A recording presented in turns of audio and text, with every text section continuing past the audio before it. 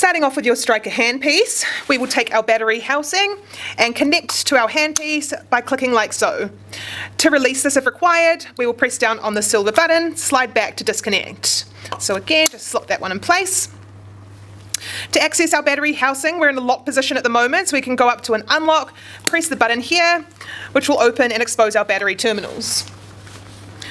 We can then take our Stryker battery, pop that in there and give it a push, close the housing door and move into a lock position so that the battery housing doesn't pop open on us. To remain sterile when inserting your battery, you will have a sterile handpiece, housing and battery transfer shield. As the sterile personnel, you will take your battery transfer shield, pop it on top of your housing, and your non-sterile personnel would come along with your battery, pop that in, give it a little push for you into the housing, and they would take the transfer shield away with them. As the sterile person, we can then shut the lid here and move it into a locked position so that the housing doesn't open on us. Our Stryker power tool has 3 function modes. So our top button is for reverse, our bottom button is forward, and both buttons pressed together will oscillate the power tool.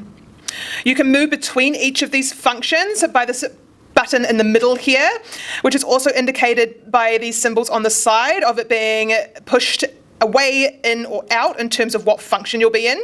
So we push it away from the camera here, we're going to be able to use our bottom button only for forward. So we can't use our top button in this mode, forward only. In the middle position, it'll be safety, so no buttons can be used, and this mode is what you should be in for changing attachments, drill bits or blades. If we push the button towards the camera here, we'll have full range of the drill function. So again, bottom trigger for forward, top trigger for reverse, and if we were to press both buttons, we would have an oscillating function. The various attachments for your Stryker handpiece all have the same method to connect them to the handpiece by taking your attachment, inserting like so, give it a little wriggle if you need to, and push until it clicks. Give it a little tug to make sure you're in position. And when you're ready to swap out again, always being in safety mode for changing over these attachments, press this little silver button here, which will release your attachment. This one here is our quick coupling drill bit attachment. So for your quick coupling drills, we're going to pull back on this etched part of the metal ring here, and we will take a quick coupling drill bit, pull back on the etched ring, twist, drop it in place, let go of our ring, and that will lock it in place there. To remove again, pull back, take out your drill bit. Swapping over, we'll press that silver button, and we also have a Jacob's chuck attachment if you prefer Jacob's chuck drill bits, and also suitable for pins. Again, give it a little wriggle, click in position, and this one will come with your key, which can be used to tighten down onto your pins or Jacob chuck drill bits. Removing that one with our little silver button. We then have 2 pin drivers, the first being for pin sizes 0.7 to 1.8 millimeter.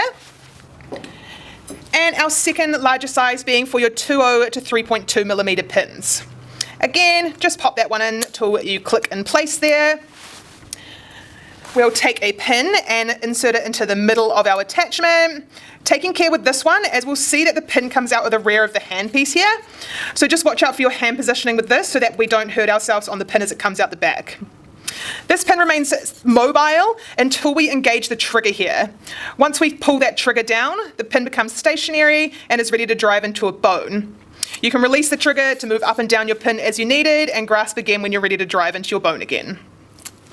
Take that pin and our attachment off with our silver button. We then have the first style of sagittal saw attachment. This one has just 2 connecting points here, so we can slot that in place, and we can pull on the head here and rotate it to achieve different angles for our blade if desired. To attach our sagittal saw blade, we have the little slots here, and if we open up here, we can see there's 2 openings. We want to go for that top opening here to put our blade in. So opening up with that bottom button, pop in, give it a little wriggle, and you're in position. It's crucially important with this one, it's only ever used with a forward motion. The forward motion is what oscillates the sagittal saw. We should never use both buttons to use the oscillating feature, as the forward driving does that on its own, and oscillating both buttons can damage your attachment. So be sure you're in the forward only function for using this tool, so you can't use that top button, forward only.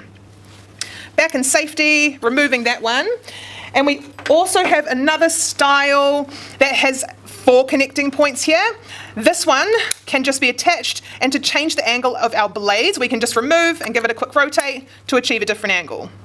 Same again, pressing that button. However, this just has the one opening, so just slide your saw blade in there and release, and you'll be good to go.